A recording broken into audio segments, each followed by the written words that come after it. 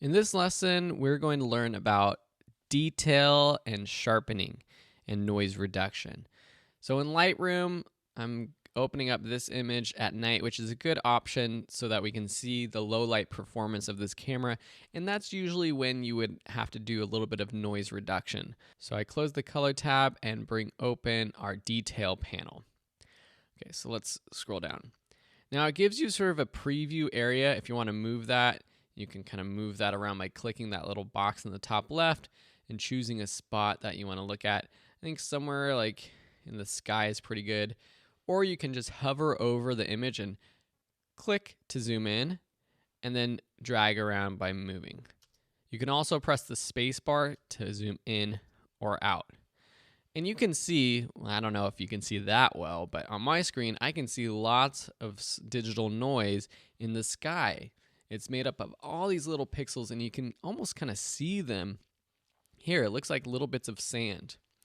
Lightroom automatically applies some sharpening to an image when you are editing a raw image. And that's good because when you're shooting a raw image, it actually needs to be processed a little bit to have the right amount of sharpening. And that's why this is set to 25, 1, 25, these numbers right here under sharpening. If you want to make it sharper, you can increase the amount. But let's go actually skip that and look at noise reduction first for this image. So if we want to get rid of some of that digital noise, drag up the luminance noise reduction. And you can see as I do that, everything gets a little bit softer and you start to not see as much of that grain. If I go crazy with it, it gets rid of most of it, but things start to become not so sharp. It almost looks like when you're zoomed in, something's painted with like watercolor. It's not sharp at all. So you don't want to go too crazy. And then you can make adjustments to the style of noise reduction with this detail and contrast. And basically this is Lightroom looking at the edges of things, trying to preserve some of the detail, or if it's okay to get rid of some of the detail to increase the noise reduction. And then the contrast, it's looking at the edges of things. It's really hard to see in this image, but if we drag up here, you might be able to see if I decrease the contrast all the way, then increase the contrast, it brings back some of that detail. It makes the contrast between two colors, between the edges of things, a little bit more sharp, which actually increases sort of the noise in the image. That's with the luminance noise, and that's the black and white non-saturated noise you get from an underexposed image. You also might have color noise, and if I drag this all the way to the left, you might be able to see a little bit. You see all this little splotches of reds and blues and greens. And so automatically it's getting rid of some of that because this is set to 25. If we want to get rid of even more of that, you can increase it. But in this image, I don't see too much of that color noise at all with the luminance up like this. So I don't have to worry about that. But if you do see a lot of that sort of splotchiness, the reds and yellows and blues, this is the slider that would help you get rid of it. All right, so that's noise reduction. And depending on the image, you might want to add a little bit of that. It also just depends on your settings. If you shot at a higher ISO, you're going to get more digital noise that you might need to apply more noise reduction to. And that brings up a cool trick is that you can actually see the different information either by going to your library and going to the metadata.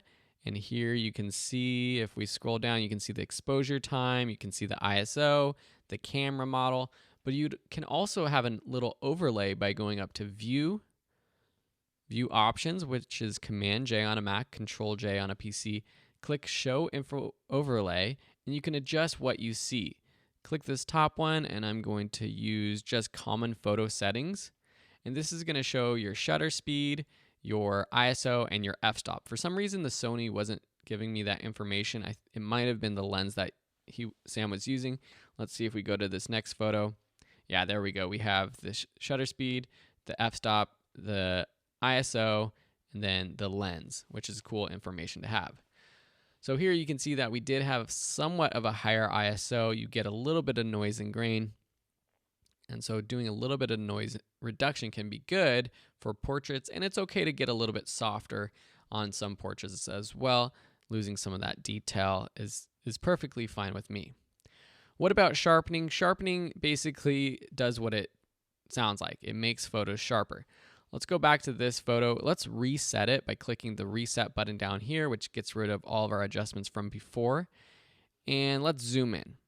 If we increase our sharpening, it actually adds digital noise to make things appear sharper. By adding grain, it makes the edges of things look a little bit more contrasty and sharp. You can adjust the amount of sharpening and how it's applied with the radius and detail. Increasing the radius increases sort of the size that is affected, and then the detail also adjusts it as well, making it more contrasty or less contrasty, making you see more detail or less detail. Okay? For landscapes, I would recommend increasing the sharpening just a little bit. I'm going to drop that down again.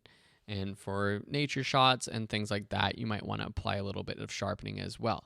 Sharpening is not going to make an out of focus photo in focus, but if something's slightly out of focus, very slightly, it might make it look a little bit better.